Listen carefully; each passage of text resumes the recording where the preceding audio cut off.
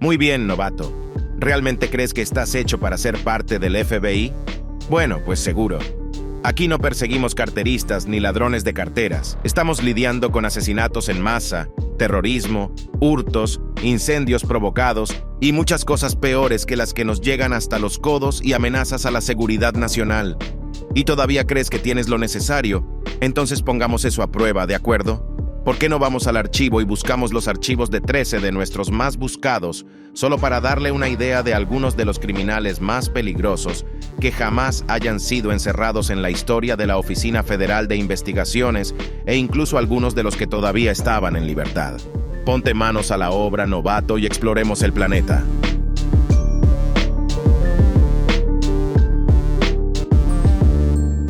Empecemos por el principio. Thomas James Holden, el primer hombre en figurar en la lista de los más buscados del FBI en 1950. Fue entonces cuando la lista de los más buscados se convirtió en una de las herramientas utilizadas por la oficina para buscar ayuda del público a la hora de localizar a los fugitivos buscados. En los últimos 70 años se han agregado o eliminado más de 500 nombres cuando fue necesario. Pero Holden fue quien comenzó toda su vida. Un crimen comenzó mucho antes de que figura en la lista de fugitivos más buscados, aunque a partir de 1926 formó la mitad de la pandilla de Holden Keating, junto con su compañero literal en el crimen, Francis Keating. Como él, la pareja llevó a cabo una ola de robos masivos en todo el medio oeste estadounidense en los años 20 y 30. Y ciertamente no estaban simplemente sacando las monedas sueltas de los bolsillos de la gente. Sus objetivos preferidos eran los camiones que entregaban nóminas a empresas, así como a bancos e incluso trenes. Holden y Keating huyeron como los bandidos que eran, con cientos de miles de dólares antes de que la pareja fuera capturada y arrestada en 1928, cada uno sentenciado a 25 años de prisión. Sin embargo, las cosas estaban lejos de terminar para Thomas James Holden. 2 años después de su sentencia, tanto él como Keating pudieron escapar de la penitenciaría federal de Leavenworth, en Kansas, después de contrabandear armas y municiones en su interior, ayudando a escapar a otros 7 reclusos. Y todavía no había terminado. Formó otra pandilla, fue arrestado una vez más y cumplió el resto de su sentencia original junto al notorio gángster Al Capone en Alcatraz. Mientras estaba en libertad condicional, Holden disparó y mató a su esposa Lillian en 1949, después de golpearla y abrir fuego contra 2 hombres que acudieron en su ayuda. Finalmente, y como prueba de que su lista de los más buscados funcionaba, el FBI logró que Holden fuera enviado a prisión de por vida en 1951, muriendo tras las rejas 2 años después. Pero primero tenemos una pregunta para ti. ¿Alguna vez has hecho una búsqueda en Google con tu propio nombre? ¿Le sorprendió la cantidad de resultados que hubo y cuántos tenían su dirección real, número de teléfono e incluso cosas como registros médicos disponibles para que cualquiera pueda encontrarlos? No podía creer la cantidad de datos personales que había disponibles y realmente me asustó. ¿Crees que un infame ladrón y asesino de décadas atrás habría sido una persona fácil de llamar si hubieras estado allí, novato? Seguro que piensas muy bien en tus habilidades, ¿no? ¿Qué tal uno de los FBI más buscados de este lado del cambio de milenio, eh? Conozca a Robert William Fisher, un veterano de la Marina y más tarde bombero, técnico de catéteres quirúrgicos y terapeuta respiratorio. Tenía esposa, María, y 2 hijos, un hijo de 10 años y una hija de 12 años. Y a pesar de sus intentos de mantener una imagen de hombre de familia devoto, Fisher fue descrito como un padre distante y controlador. En la mañana del 10 de abril de 2001, la casa de los Fisher en Scottsdale, Arizona, fue destrozada por una explosión provocada por el propio Robert Fisher. La policía descubrió que Mary y sus 2 hijos habían sido asesinados. Antes de la explosión, Fisher le había disparado a su esposa en la nuca y había degollado horriblemente a su propio hijo y a su hija de oreja a oreja. Luego, intentó ocultar la evidencia de este triple homicidio, quitando una tubería de gas detrás de la caldera en la casa de Fisher. Cuando se encendió la luz piloto del calentador de agua de la casa, el gas acumulado se encendió, y la explosión resultante fue lo suficientemente fuerte como para sacudir los marcos de las casas en todas direcciones dentro de un radio de media milla de la residencia de los Fisher. El incendio que siguió quemó la casa hasta convertirla en un montón de escombros carbonizados, y los bomberos descubrieron los cuerpos de Mary y sus 2 hijos pequeños, tirados en una cama en lo poco que quedaba de la casa. En el momento de los asesinatos, Robert Fisher desapareció. En las semanas previas a su muerte, Mary Fisher había expresado a sus amigos su intención de divorciarse de Robert. Debido a las dificultades matrimoniales entre los dos, Robert se vio afectado psicológicamente por el divorcio de sus padres. Cuando era niño, se sintió amenazado por esto, lo que le llevó a acabar con la vida de su familia antes de que pudieran abandonarlo. Oh, ¿qué es eso, novato? ¿Quieres saber cómo lo detuvo la oficina? Bien, adivina qué. Permanece prófugo. Oh, ¿crees que hemos encontrado a todos en la lista? Bueno, piénsalo de nuevo. Algunos de los peores criminales, culpables de los crímenes más atroces, todavía están ahí afuera. Es posible que tengas un compañero de cuarto con el que no siempre estás de acuerdo. Tal vez pongan la música demasiado alta o ronquen mientras intentas dormir. Pero esta próxima entrada te alegrará por las deficiencias de tus compañeros de cuarto. Conozca a Gary Ray Bowles, también conocido como el asesino del I-95, un hombre con quien sería un infierno vivir. ¿No nos crees? Bien, pregúntele a John Roberts, el hombre que le ofreció a Bowles un lugar temporal para vivir, solo para ser golpeado y estrangulado hasta la muerte en abril de 1994, después de que los dos tuvieron una discusión. Luego, Bowles robó la tarjeta de crédito de John y durante los siguientes 6 meses promulgó una serie de nuevos asesinatos. Su método de operación preferido era sin duda repugnante, ya que Bowles frecuentaba numerosos bares gay donde pretendía interesarse por otros clientes para estar a solas, y luego los asesinaba a sangre fría de la misma manera que lo había hecho con su ahora ex compañero de cuarto, robando sus tarjetas de crédito y permitiendo que los hombres le solicitaran favores. Bull permaneció en movimiento y evadió a las autoridades durante meses, quedándose temporalmente con otros compañeros de cuarto. Se hizo conocido como el asesino de la I-95, dado que la mayoría de sus víctimas vivían cerca de la autopista interestatal 95, que recorre la costa este de Estados Unidos. Finalmente, el 22 de octubre de 94, el nombre de Bowles acabó aterrizando en la lista de los más buscados del FBI, dado que se le consideraba una persona de interés en múltiples asesinatos. En este punto, la publicidad adicional provocó varias llamadas a las autoridades por parte de antiguos compañeros de casa, algunos de los cuales tuvieron la suerte de evitar el mismo trato que John Roberts. Una semana después de ser agregado a la lista de los más buscados, Gary Bowles, el asesino del I-95, fue arrestado después de matar a otro compañero de cuarto. Durante el interrogatorio, se derrumbó y confesó 6 asesinatos en total. Sería declarado culpable de 3 de los 6 cargos de sus asesinatos homofóbicos y finalmente fue condenado a muerte en el estado de Florida en septiembre de 1999, y su ejecución final se llevó a cabo 23 años después. Hemos oído hablar de algunos hombres francamente malvados cuyas acciones los han incluido en la lista de los más buscados del FBI. ¿Qué pasa con las damas? Bueno, a lo largo de la historia de las listas y de los cientos de nombres incluidos allí, solo 10 de ellos han sido mujeres. La primera mujer que apareció en la lista, añadida en 1968, fue Ruth Eisenman Shire. Gracias a un crimen especialmente cruel que cometió junto a su cómplice y novio, Gary Stephen Christ, junto con Christ, que recientemente había escapado de prisión, se disfrazaron de policías y llegaron a la puerta de una habitación del Broadway Inn en Decatur, Georgia, donde se alojaban Barbara Mackle y su madre. Barbara era hija de Robert Mackle, un rico promotor inmobiliario de Florida, y tanto Eisenman Shire como Christ lo sabían. El dúo entró en la habitación gracias a sus disfraces y afirmó que uno de los amigos de Barbara había sufrido un accidente de tráfico. Una vez dentro, cloroformaron a la madre de Bárbara y luego obligaron a la niña a subir a la parte trasera del auto que tenían esperando afuera. Uno pensaría que secuestrar a una niña inocente sería tan malo como parece. Pero Ruth Eisenman-Shire y su socio no se detuvieron allí. Enterraron viva a la fuerza a Bárbara en una zanja poco profunda, manteniéndola dentro de una caja reforzada con fibra de vidrio que estaba equipada con una lámpara, una bomba de aire, comida, agua con sedantes y 2 tubos de plástico que conducían al interior para suministrar aire a Bárbara. Verá, Ruth Eisenman-Shire no tenía ningún interés en matar a Bárbara Mackle.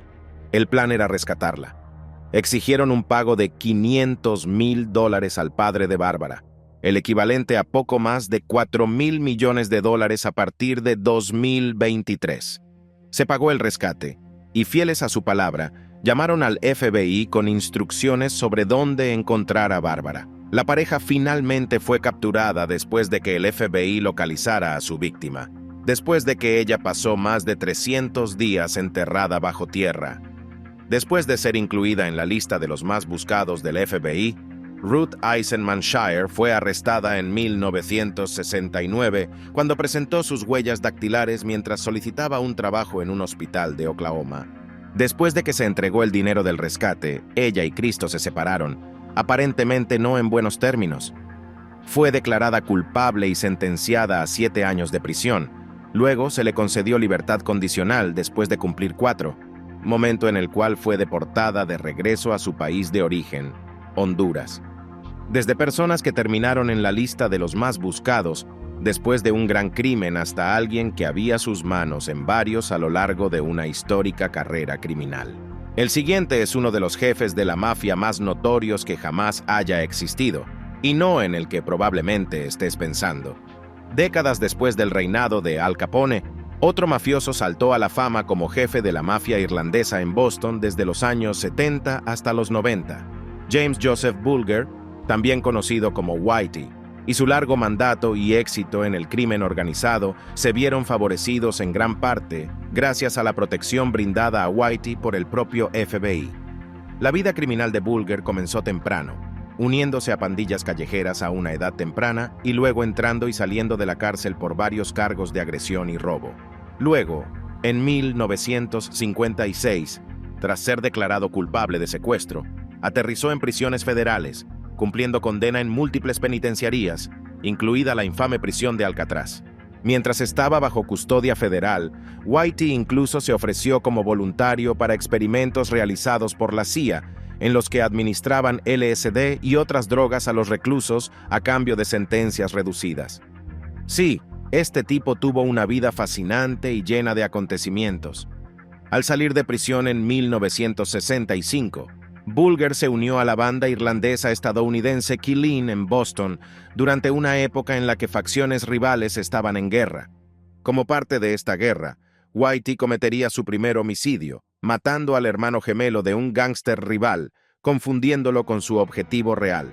A lo largo de su carrera criminal, se hizo conocido por su disposición a utilizar la violencia para lograr sus objetivos, en particular el asesinato. Pero a pesar de estar involucrado en todo tipo de actividades criminales, incluido el crimen organizado, el lavado de dinero, el arreglo de carreras de caballos, la extorsión e incluso más asesinatos, Whitey había estado trabajando como informante para el FBI ya en 1974, sin el conocimiento de sus compañeros de pandilla. Trabajó en estrecha colaboración con un agente del FBI, con el que creció y con el que había asistido a la escuela, así como con otro informante dentro de la pandilla. La información proporcionada por Whitey se refería a la persecución obsesiva de familias criminales italoamericanas que eran intermitentes, aliadas y rivales ocasionales de la banda móvil irlandesa americana. Cuando finalmente se dio cuenta de que iba a ser arrestado, Whitey abandonó su doble vida en 1994 y huyó de la oficina, evitando ser arrestado bajo sospecha de 19 asesinatos y casi otros 30 cargos federales. Permaneció en la lista de los más buscados hasta que finalmente lo localizaron en 2011. Luego, 2 años más tarde, se vio condenado a 2 cadenas perpetuas cuando fue declarado culpable de 31 de los cargos que enfrentaba. En 2018, Whitey Bulger fue asesinado en prisión y el FBI decidió investigar cómo otro recluso obtuvo acceso a su celda. De todas las personas cuyos nombres alguna vez han aparecido en la lista de los más buscados del FBI, no muchas pueden presumir del logro de aparecer en la lista 2 veces. El primer hombre en hacerlo no fue otro que James Earl Ray, el hombre que asesinó al líder de los derechos civiles Martin Luther King, hijo. Anteriormente, Ray había sido poco más que un delincuente de poca monta conocido por robar gasolineras y licorerías. Había pasado algún tiempo en prisión, una vez en Illinois y 2 veces en Missouri, y el 23 de abril de 1967, Head logró escapar de la penitenciaría estatal de Missouri. Poco menos de un año después, el 4 de abril de 1968, Ray le disparó a Martin Luther King, hijo, que estaba parado en el balcón de una habitación de motel en Memphis, Tennessee. De hecho, inmediatamente después del asesinato, James Earl Ray fue identificado como el principal sospechoso. Ciertamente lo descubrieron convenientemente rápidamente, cómo o por qué un delincuente de poca monta pudo escapar de prisión y en un año asesinar a uno de los líderes afroamericanos de derechos civiles más destacados en Estados Unidos. Saca tus propias conclusiones. No es del todo imposible que tuviera el respaldo de una agencia federal en particular, pero no nos gusta ese tipo de especulación desenfrenada aquí en el FBI. Guárdalo para ti, novato. Huyendo a Toronto, Ray logró conseguir un pasaporte canadiense y se dirigió a Londres, luego a Lisboa y luego de regreso a Londres. Sin embargo, sus extraños planes de viaje se vieron truncados cuando un oficial de aduanas del aeropuerto de Heathrow reconoció el alias que estaba usando en una lista de buscados canadienses. De regreso a Memphis, Ray se declaró culpable del asesinato de MLK, renunciando a un juicio y siendo sentenciado a 99 años de prisión. Meses después, se retractó de su confesión, pero eso hizo poco para cambiar sus circunstancias. Luego, en junio de 1977, James Earl Ray se encontraría nuevamente en la lista de los más buscados del FBI cuando logró escapar de la prisión de Brushy Mountain en Tennessee durante 54 horas. Se llevó a cabo una persecución masiva para localizar al presunto asesino, lo que resultó en que Ray fuera recapturado. Sin embargo, en los años siguientes renunciaría a su culpabilidad, lo que generó dudas sobre una posible conspiración en torno a la muerte de MLK.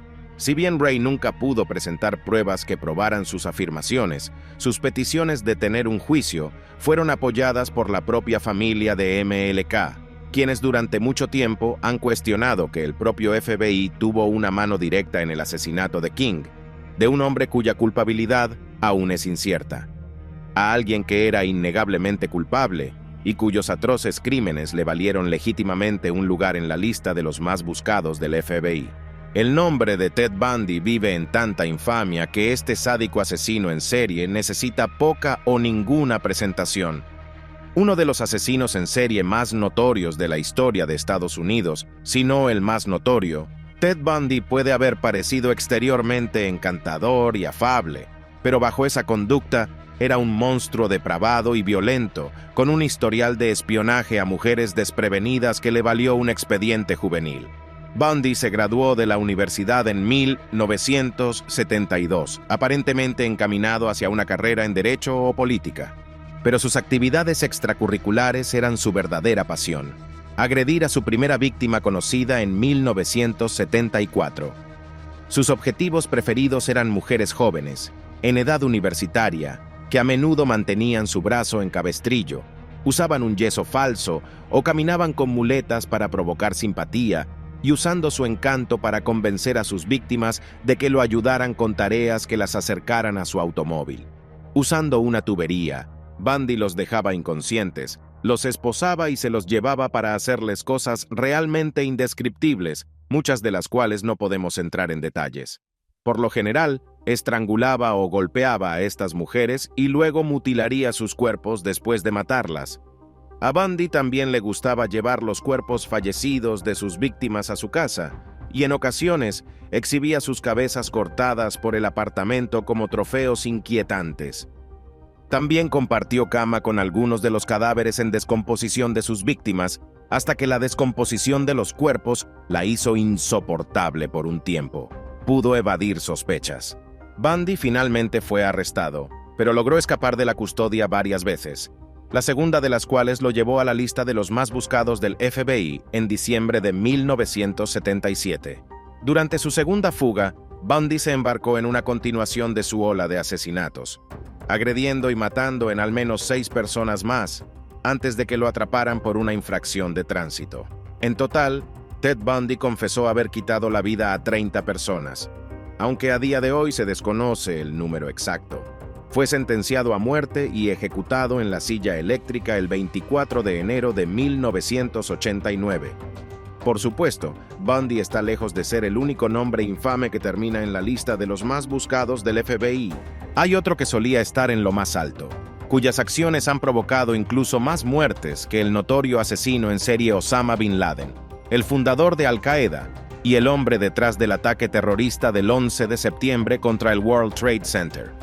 Excepto que fueron sus devastadores actos de terror los que lo hicieron infame en todo el mundo, Bin Laden había sido objetivo del FBI durante más de una década antes de 2001 e incluso estaba presente en su lista de los más buscados ya en 1993.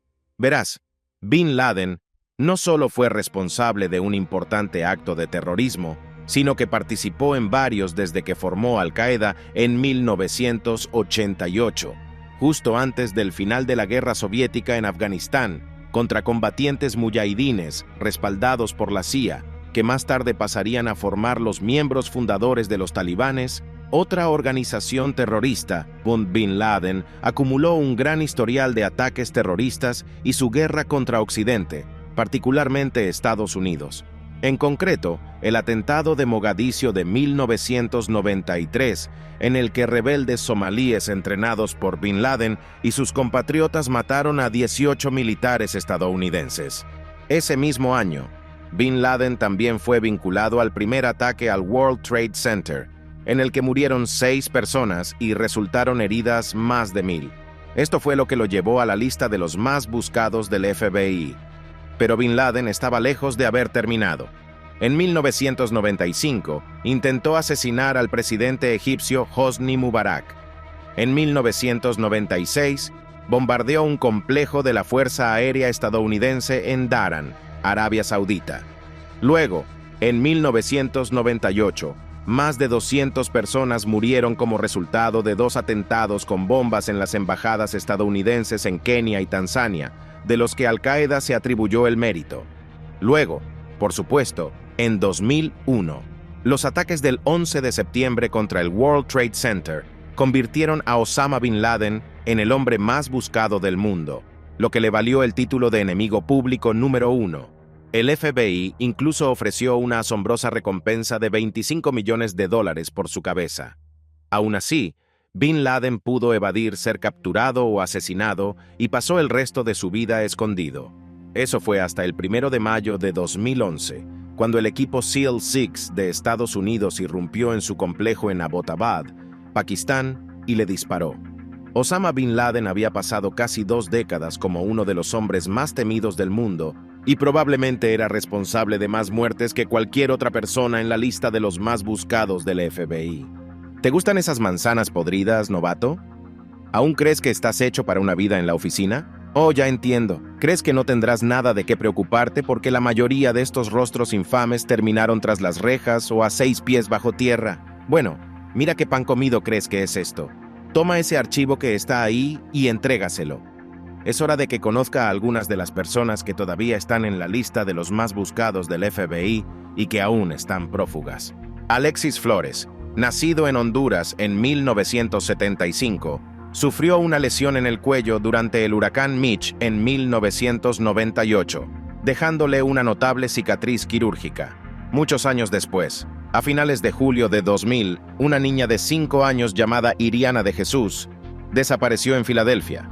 En el momento de su desaparición, llegó a la zona un vagabundo sin hogar de Honduras, conocido localmente solo como Carlos. Jorge Contreras, residente de Hunting Park, Filadelfia, le proporcionó refugio y ropa a Carlos a cambio de sus servicios como personal de mantenimiento general. El 3 de agosto de 2000, solo 5 días después de ser denunciada como desaparecida, el cuerpo de Ariana de Jesús, de 5 años, fue encontrado en el sótano de un edificio de apartamentos vacío, La habían agredido violentamente, estrangulada y luego dejada envuelta en una bolsa de basura. En el lugar también quedó una camiseta cubierta de sangre de Irianes, que Jorge Contreras reconoció gracias al distintivo logo político que tenía.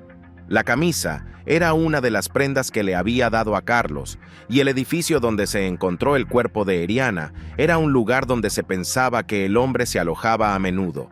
Todas las pruebas parecían implicar a Carlos en este atroz crimen que involucraba a un menor, pero en realidad, Carlos no existía. Los investigadores de la policía pronto sospecharían que Carlos era Alexis Flores en 2007. Esto se confirmaría cuando el ADN tomado de la escena del crimen de Filadelfia que se pensaba pertenecía a Carlos se comparó con el de Flores. Sin embargo, Alexis Flores ya había sido arrestado en Phoenix, Arizona, en 2004 por un cargo de falsificación que condujo a su deportación de regreso a Honduras. Desde 2007, ha permanecido prófugo y figura entre los 10 fugitivos más buscados del FBI, y la recompensa por cualquier información que conduzca a su captura aumentará de $100,000 a $250,000 en 2023. Sin embargo, a partir de 2024, Alexis Flores aún debe enfrentarse a la justicia por su crimen. $250,000 parece una recompensa bastante dulce para cualquiera que descubra a Alexis Flores. ¿Pero sabes qué es mejor que $250,000, novato? ¿Qué tal $5 millones?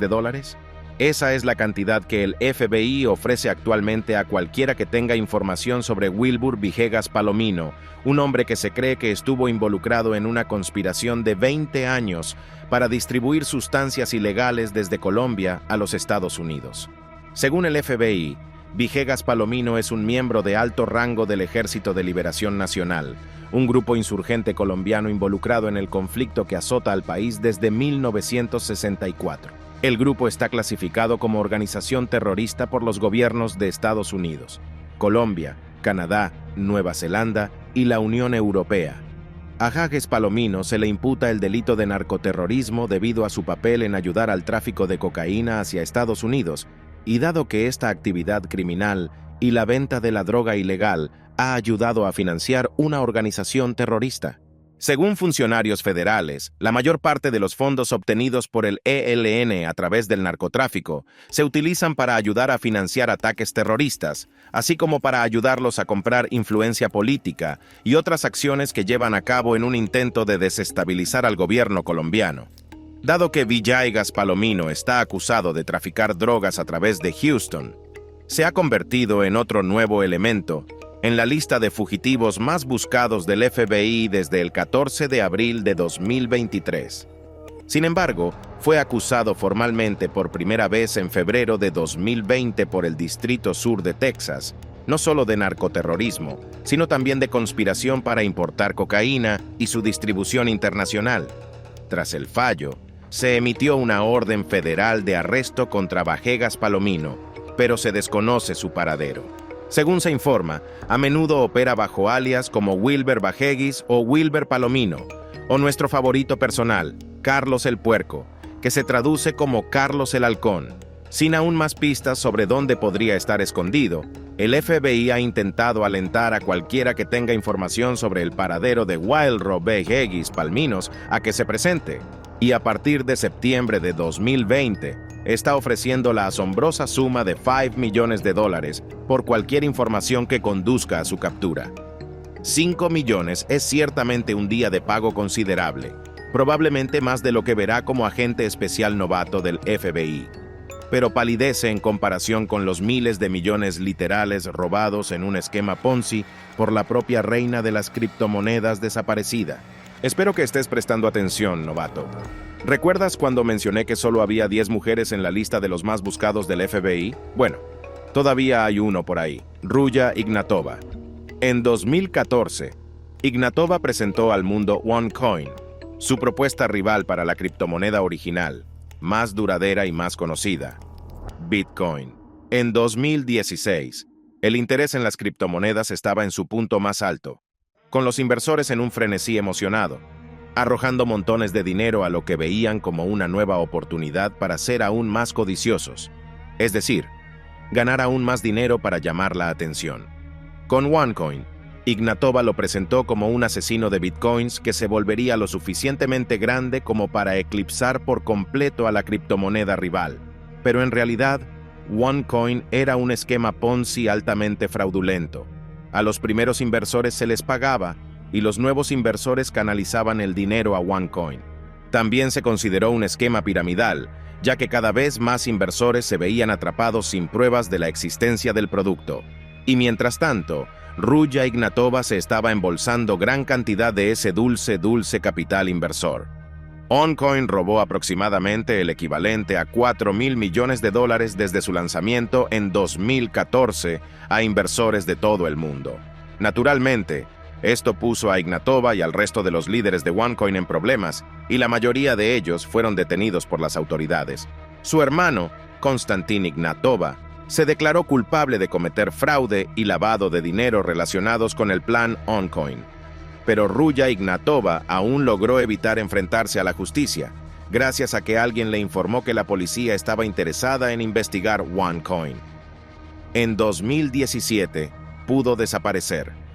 Desde entonces, ha sido acusada en ausencia de todo tipo de fraude imaginable, y su nombre figura en la lista de los más buscados del FBI a partir de junio de 2022.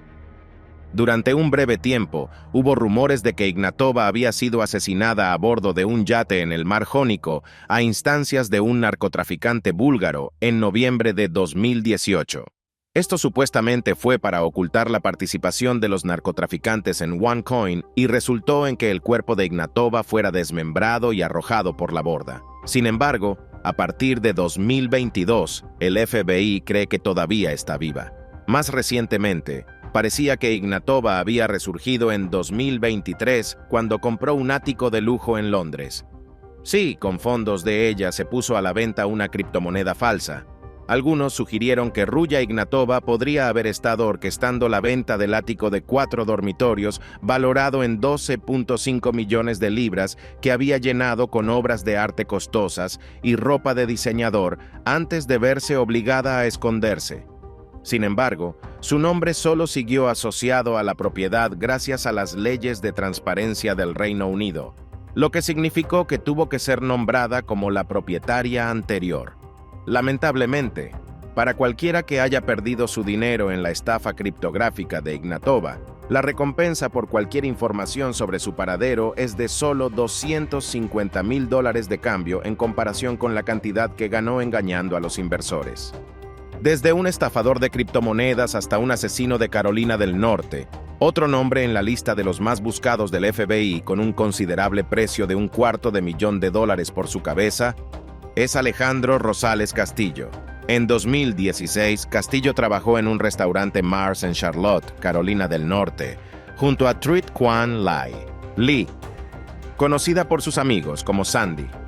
Los dos salieron por un corto tiempo durante el cual Castillo pidió prestado algo de dinero a Sandy, que nunca devolvió después de que los dos se separaron. Ahora con una nueva novia, Amia Pfister, Castillo le envía un mensaje de texto a Sandy en agosto de 2016, diciéndole que quiere devolverle el dinero que ella le prestó. Los dos se encuentran con Pfister y llevan a Castillo al lugar.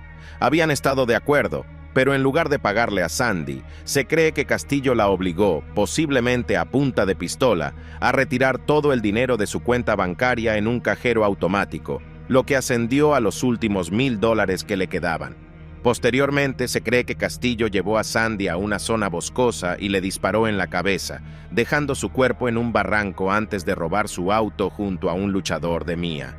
Castillo y Pfister condujeron hasta Phoenix, Arizona, y finalmente cruzaron la frontera hacia México. Sin embargo, en octubre de ese mismo año, Pfister contactó a su madre y fue extraditada a Estados Unidos y luego arrestada. Según ella, Castillo acababa de desaparecer un día, aunque no tenía idea de a dónde fue. Los investigadores creen que Castillo todavía podría estar en algún lugar de México, e incluso podría estar en contacto continuo con amigos o familiares en Estados Unidos. Como dije, salir con tus compañeros de trabajo rara vez funciona. ¿Está casado? Solo pregunto porque si aprendiste algo en esta línea de trabajo es que el matrimonio puede ser más problemático que útil. Claro, Podrías terminar moderadamente feliz por el resto de tu vida, tal vez incluso con alguien que te guste, pero ese es solo el mejor de los casos del que estamos hablando aquí. En el peor de los casos, bueno, es posible que ni siquiera lleguen a disfrutar del periodo de luna de miel. El 11 de mayo de 2012, Estrella Carrera se casó con Arnaldo Jiménez en el Ayuntamiento de Chicago.